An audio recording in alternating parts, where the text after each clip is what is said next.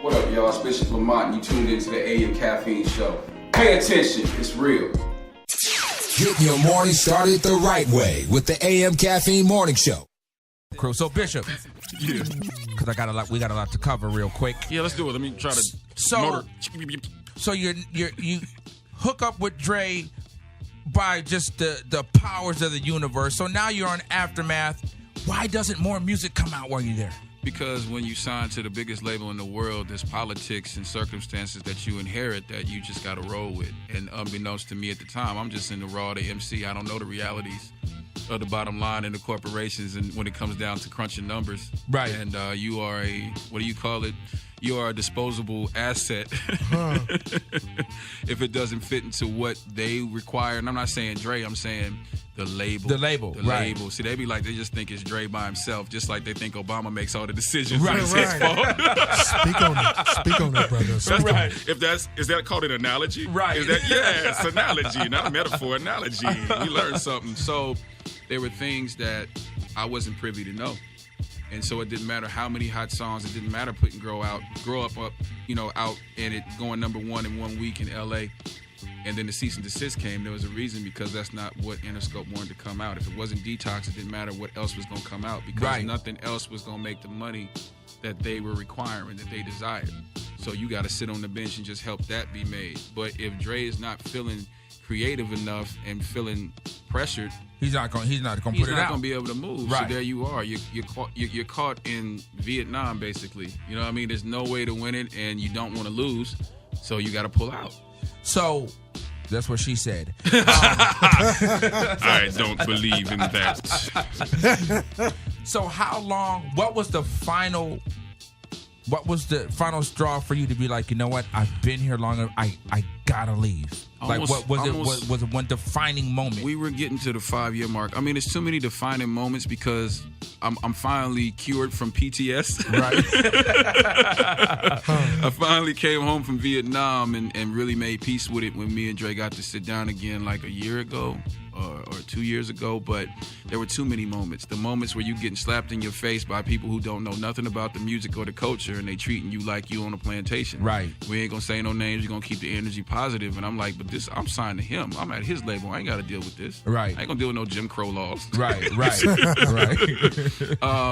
No matter what music I would make, no matter what moves I would make, shut down. You know what I'm saying? No matter how many. I'm in Miami with Scott Storch nonstop. This is Scott Storch at his height. When for a month Scott Storch would have a different car every day. I'm rolling with Scott. Right. We putting out monster jams. I send them back, still no. Wow. You understand? We down at the Hit Factory in Miami. Shouts out to all my Haitians out there. So did you think it was it something directly, like was it you? It wasn't personal.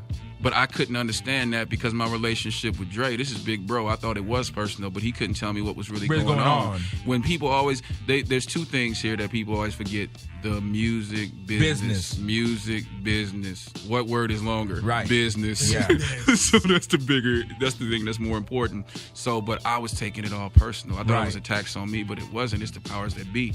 Right. And when things are in the red, they don't want to spend no more money. They don't want to have to spend more money to break a new artist. And you just going to have to sit there. And they don't care about you because you just another nuh on the plantation. So we going to talk to our head guy and tell your plantation to calm down. He ain't going nowhere and we don't need him. We don't. Right. That's not us. That's you that love him like that. That's rolling with him like that. So then it puts a strain on me and Drake because he can't tell me all this. And he's protecting me because when it came down to it, I was one of the last ones left on the label at that point. But I can't stay there once my advance them ran out. And they're not letting me tour. They're not giving me tour support. That was going to be my question. So how are you surviving? How are you surviving? So, okay, then I'm back to construction work. I'm back to doing other things because this is not sustaining and this is not reality.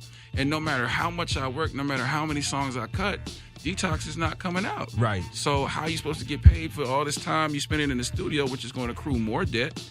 And you can't get your money from it because it's not coming out. It's not coming out. Right. So it's a lose-lose situation. So you got to pull the ripcord, Geronimo. And it was just such a toxic time because then other people want to get involved and put a greater wedge between me and Dre when we would talk almost every day. I call him boom, boom, boom. We talk like that's because it's real. Right. So now we ain't talking and it's he say, she say, or whatever, whoever want to be involved and drives a greater wedge, which makes it real negative. Right. And now I have to react like an animal because I'm still in Carson. Right. I'm still in Compton. Like Right. things are real. Right. And I'm frustrated. Right. So, it gets negative and it's the only choice. I gotta basically put the most negative energy and pressure on Dre to make him let me go. I gotta really put it down in a way to force you to drop me. I gotta get you to let me have them walking papers because they're not. When I went to the label to ask, can I just get put on another label? They wouldn't even let me do that. Like, no, you staying here.